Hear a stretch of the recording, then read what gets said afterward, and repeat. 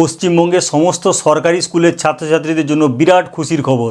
অবশেষে mid day meal নিয়ে গুরুত্বপূর্ণ ঘোষণা করলেন পশ্চিমবঙ্গের মাননীয় মুখ্যমন্ত্রী শুভেন্দু অধিকারী মহাশয়।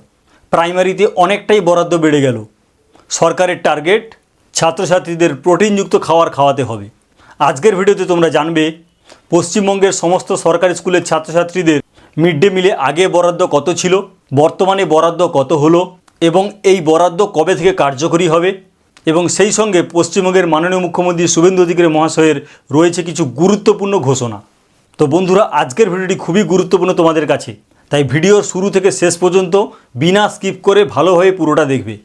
আর ভিডিওটি পছন্দ হলে লাইক করবে আর আমাদের চ্যানেলকে অবশ্যই সাবস্ক্রাইব করো। আমাদের চ্যানেলের নাম অস্মিতা এসডিএ টেক, আমি অভিজিৎ।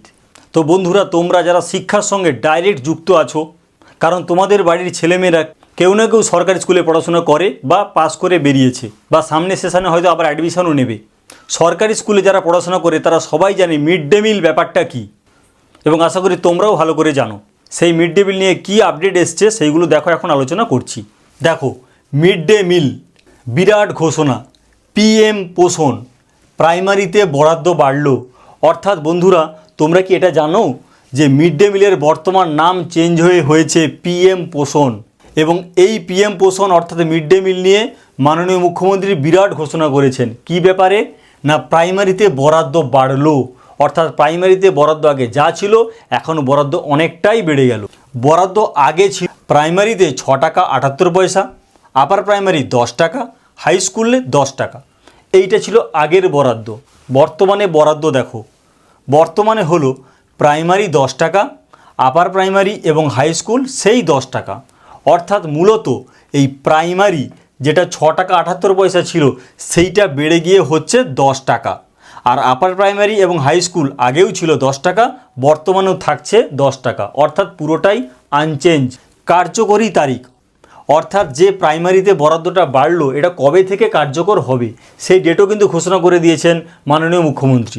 1-8-2026 অর্থাৎ 1 অগাস্ট থেকে প্রাইমারিতে বরাদ্দ বাড়ছে 6 টাকা 78 পয়সা, এখন থেকে হয়ে যাবে 10 টাকা। মুখ্যমন্ত্রীর ঘোষণা। সেই সঙ্গে মুখ্যমন্ত্রী আরও কিছু গুরুত্বপূর্ণ ঘোষণা করেছেন, এইবার সেগুলো দেখো। 1.